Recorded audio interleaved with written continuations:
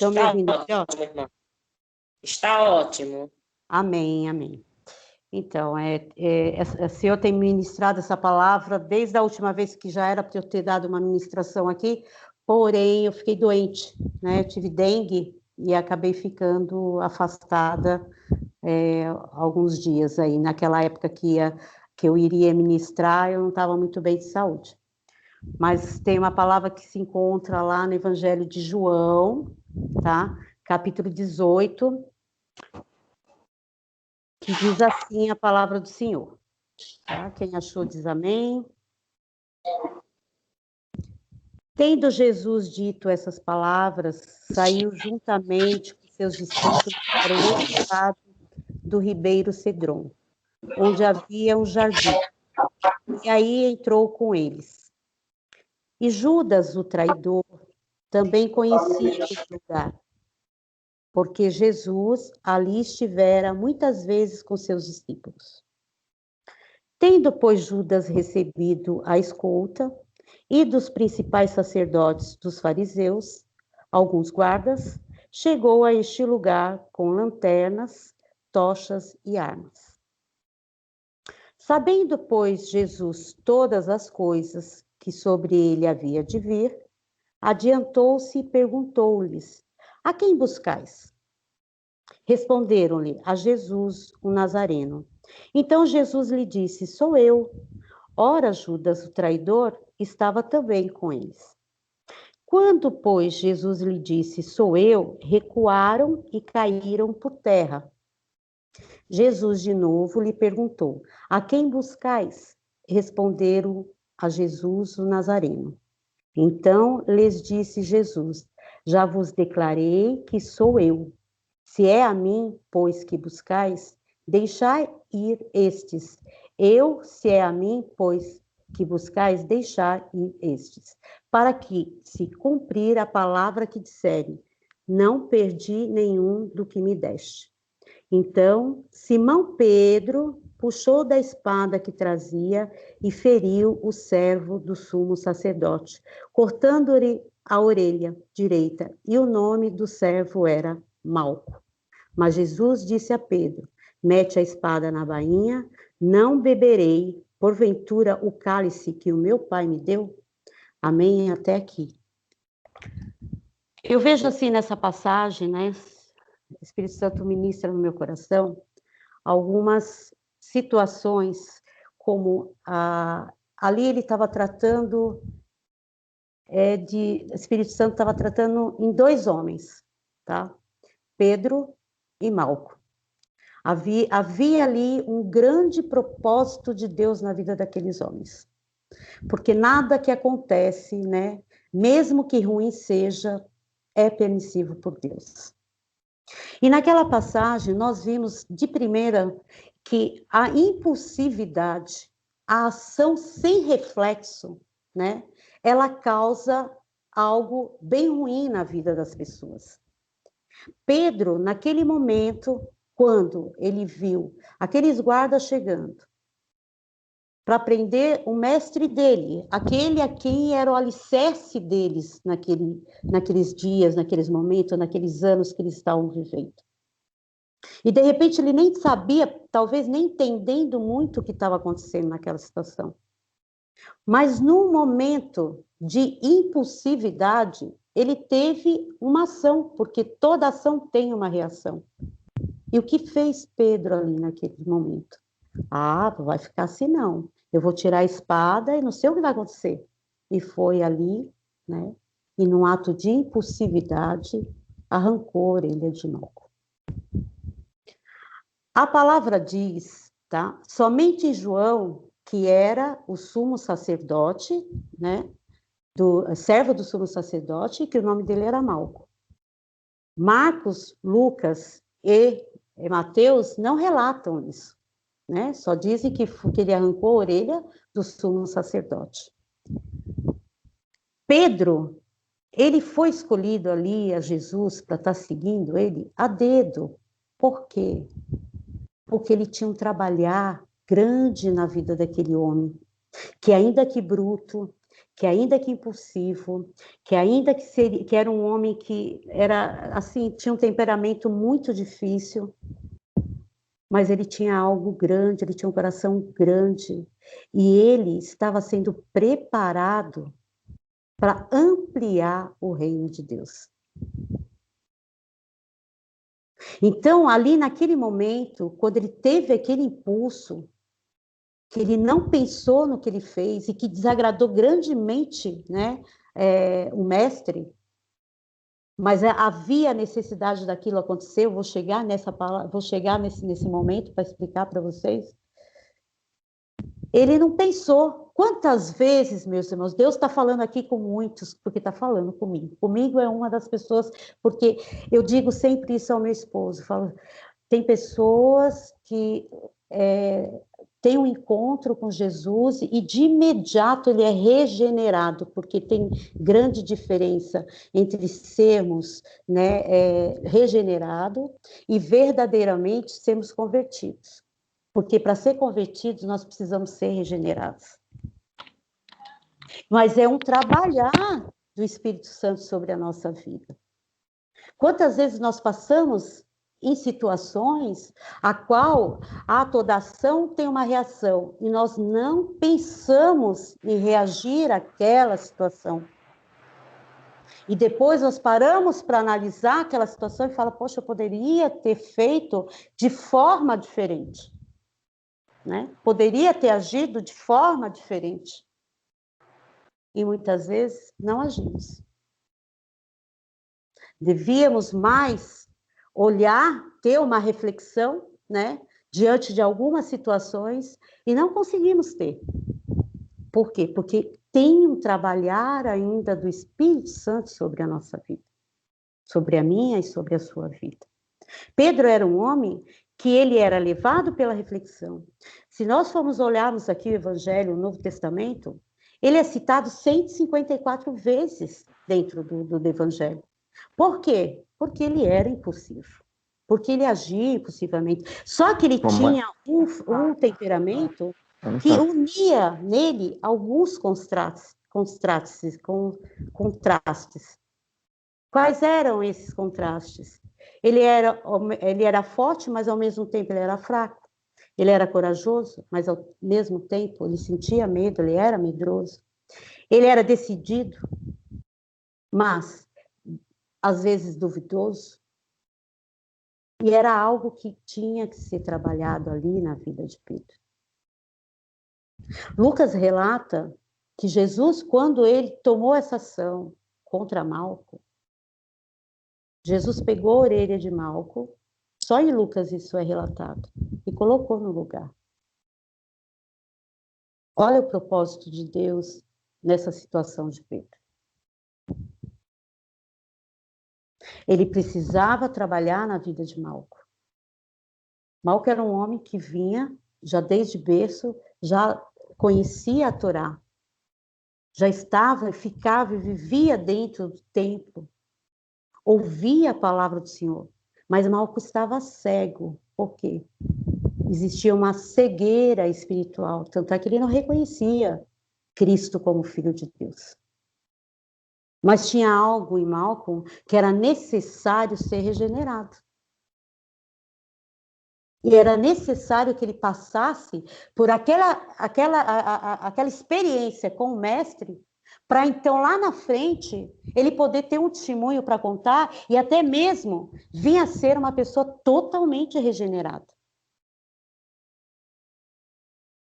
Tanto é que pouquinhos minutos antes de começar toda aquela dor, né, que iria começar a existir na vida de Jesus, ele fez um milagre, ele operou um milagre ali. Grandes historiadores dizem que não era para estar lá o servo do sumo sacerdote, mas que era para estar naquele lugar ali o sacerdote. Só que é o seguinte, quando Deus tem que operar um milagre na tua vida, ele não manda ninguém receber o milagre. Ele faz o milagre na tua vida. Ele não transfere o milagre. O milagre que ele precisava operar ali, naquele lugar, era somente para Malco. Era para resgatar Malco. Era para exatamente fazer algo novo na vida daquele homem. Mas, com certeza, na hora que ele tirou aquela orelha, que Pedro tirou a orelha de Malco, ele deve ter pensado, aqui morreu meus sonhos. Porque a palavra diz que para ser um sacerdote, era necessário você não ter, do lado direito teu, nenhuma anomalia. Eu tinha que ter tudo perfeito. Tudo em mim tinha que ser perfeito. Então, imagine, né? Eu estou sendo preparado, estou levado a ser preparado, né? Para assumir daqui a um tempo, né? A ser sacerdote. E o que está acontecendo aqui? Estou sem orelha, acabou meu sonho. Foi jogado fora o meu sonho. Mas não, ele encontrou ali alguém que estava ali naquele lugar para trazer a paz e mostrar a todos ali, entendeu? Que Deus, ele opera milagre, não importa as circunstâncias. Então, meu irmão, minha irmã, ainda que às vezes as circunstâncias não estejam a nosso favor, ainda que olhamos e dizemos assim, Senhor, eu não estou vendo nada, né? Mas não, você possa ter certeza na tua vida que Jesus está ali para operar um milagre na tua vida, para trazer à existência aquilo que não existe.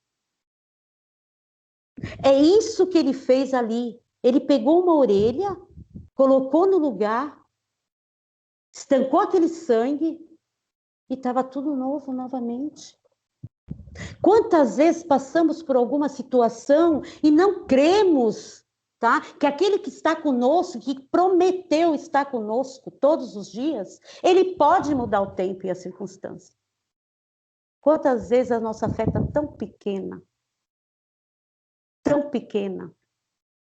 e nós não conseguimos enxergar o agir de Deus em algumas situações da nossa vida.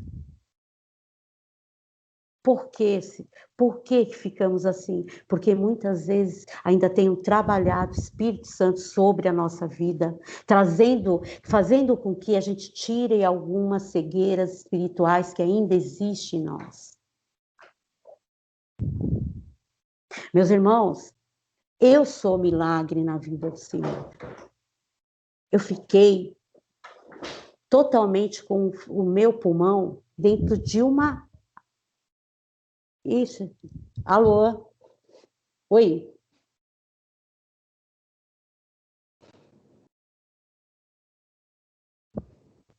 Oi?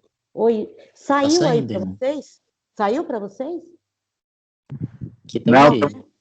Ah, peraí, sumiu e voltou. Então, eu sou um milagre na vida. Eu tenho que dizer que esse Deus que eu sirvo, eu não tenho uma experiência, eu tenho várias experiências com ele. E uma das experiências é cura. O meu pulmão estava totalmente dentro, como se tivesse colocado ele dentro de um balde de água. E num dos dias que eu já estava ali, mais de uma semana, eu vi os médicos falando, nós vamos perder a paciente.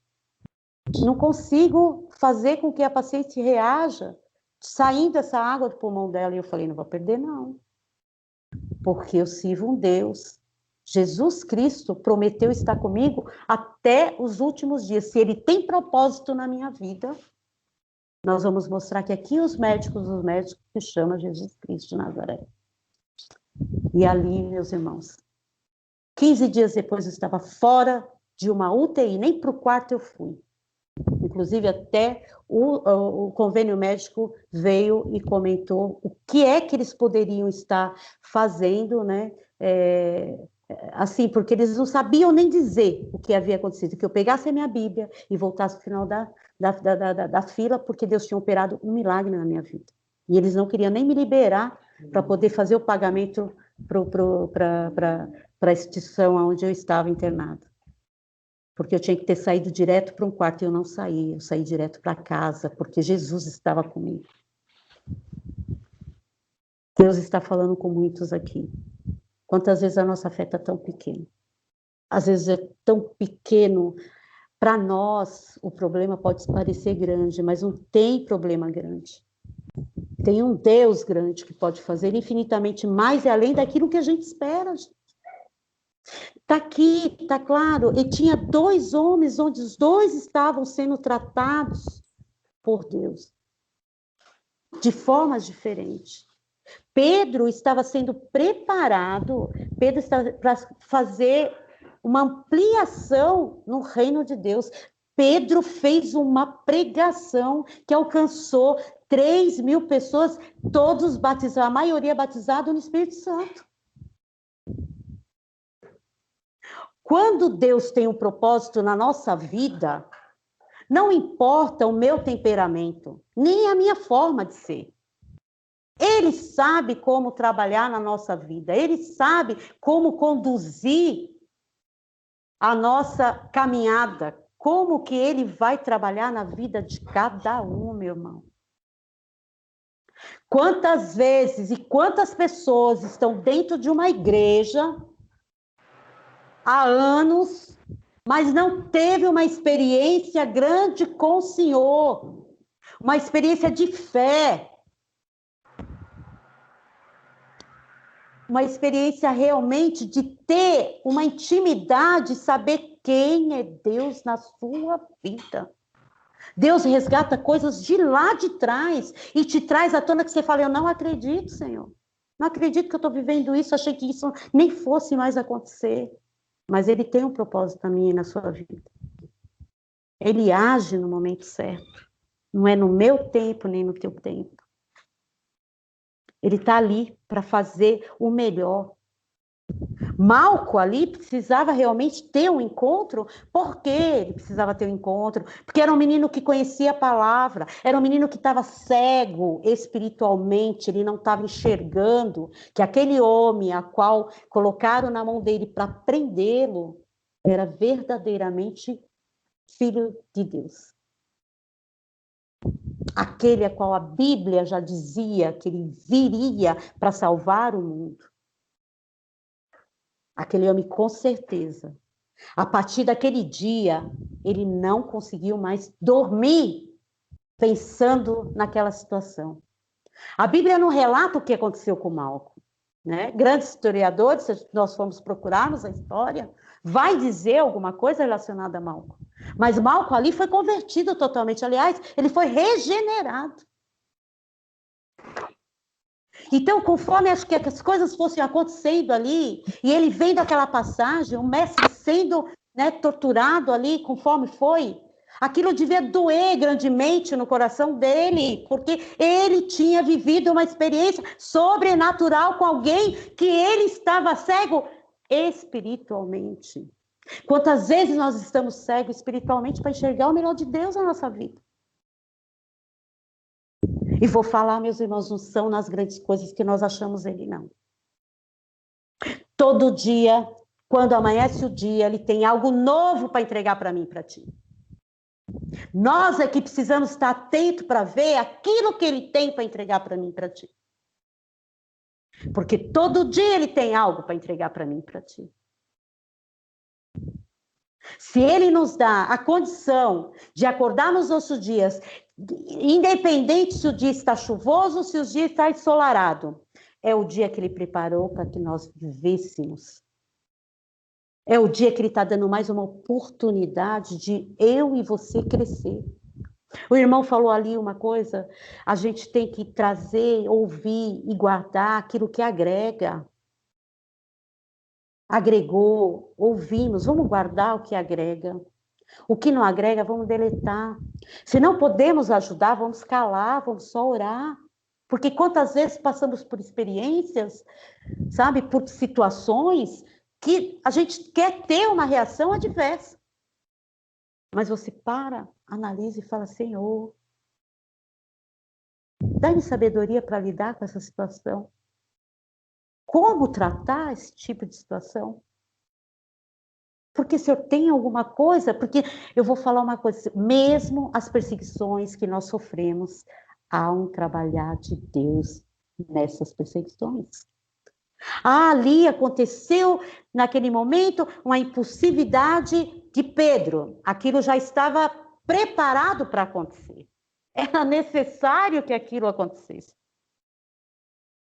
Ali, porque ele foi novamente chamado a atenção pelo mestre, falado, Pedro, Pedro, né?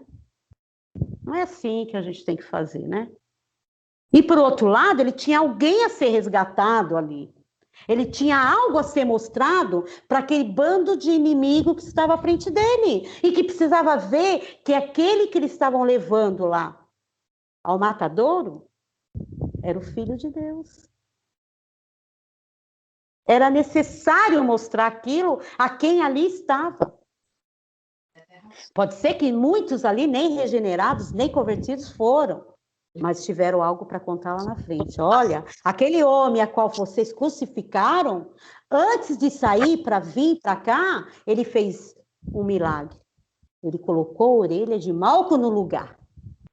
Quantas almas não aceitaram a ele quando ouviram esse testemunho? Para tudo tem um porquê. Quando Jesus foi até Gadara, ele só salvou um único endemoniado. Mas ele salvou um único endemoniado para quê?